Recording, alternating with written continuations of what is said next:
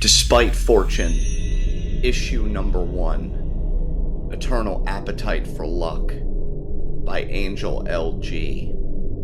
An immortal vampire stalks the neon streets of New Glam City to study the one thing his human prey can never escape: moral luck. But he isn't interested in playing the philosopher. He's looking to guarantee his own eternal survival by not falling victim to the same fate as his food. We see Angelus, perched atop a gargoyle looking over his kingdom of New Glam City, his subjects also serving simultaneously as his sustenance.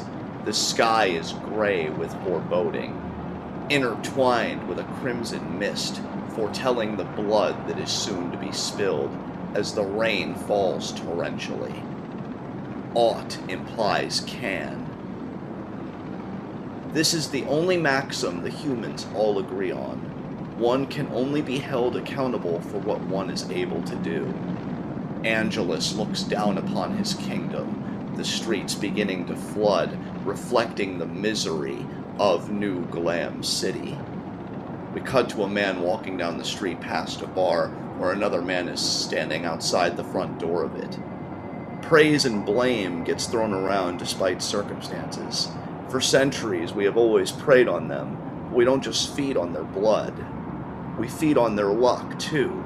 For decades, we've grown more desperate for survival. After all, our immortal lives far outweigh the lives of any human. Two people walk past a Puerto Rican restaurant as the rain continues to pound the pavement. But unbeknownst to them, fried plantains aren't the only thing on the menu. So it's simple math. The more we outlive them, the more likely for our luck to run out. Their short lives means they don't have to worry about it as much as we do. A herd of people walking by, umbrellas out, trying to deflect the rain. Luck is just violence that hasn't found you yet. An empty alleyway claimed completely by the rain. Lately, my kin has accused me of being obsessed with a particular philosophical concept, the one they call moral luck. In the background, a barkeep is pouring drinks, two people hoping to enliven their night. In the foreground, a man, half of his face consumed by shadow, slightly grinning, a drink in front of him. Tonight, he says to himself, my demons won't know how to swim. We see people being social, smiling and laughing, drinks in hand, trying to enliven the boredom that dominates their lives. There are 4 types of moral luck: resultant, circumstantial, constitutive, and causal. In the background, a woman enters the bar with fiery red hair. Actions, situations, opportunities, temperaments, and circumstances. 2 men converse amongst themselves as the crimson-haired dame takes a drink. We then see Angelus again on his perch, looking down on us as the god that he is of New Glam City.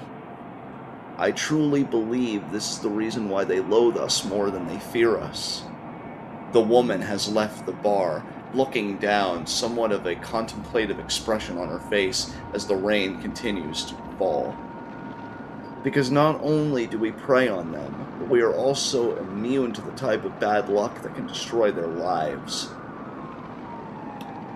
From car crashes to genetic diseases, from natural disasters to violence, we cannot be killed this way, and the mortals envy us for this. 2 cars braving the same road. With my eternal life and ever-curious mind, I think I can eventually figure out a solution to the moral luck problem. Passenger and driver of one vehicle both consumed by their phones, far more enthralled by what's in front of their screens than what's in front of the road. What complicates things further is that this problem can indirectly affect their ephemeral lives in ways they can only discern in hindsight. We now see Angelus with his God's eye view, taking in all of New Glam City, both the grayness and the possibility for feasting. But unlike the humans, I see everything as it happens. I'm always observing. A chain of events begins to unfold, completely obscured to the parties involved. The woman's walking down the street, not being mindful of her surroundings. The driver still absorbed by his phone as the rain just completely clouds his windshield.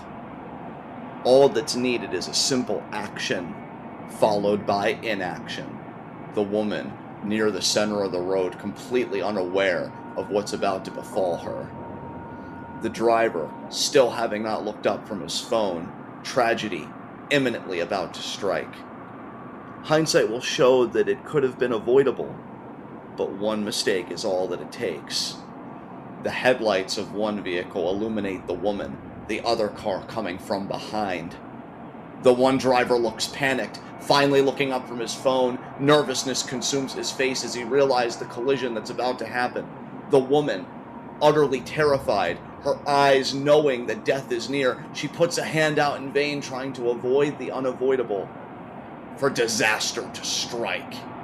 The two cars collide, and one life is lost.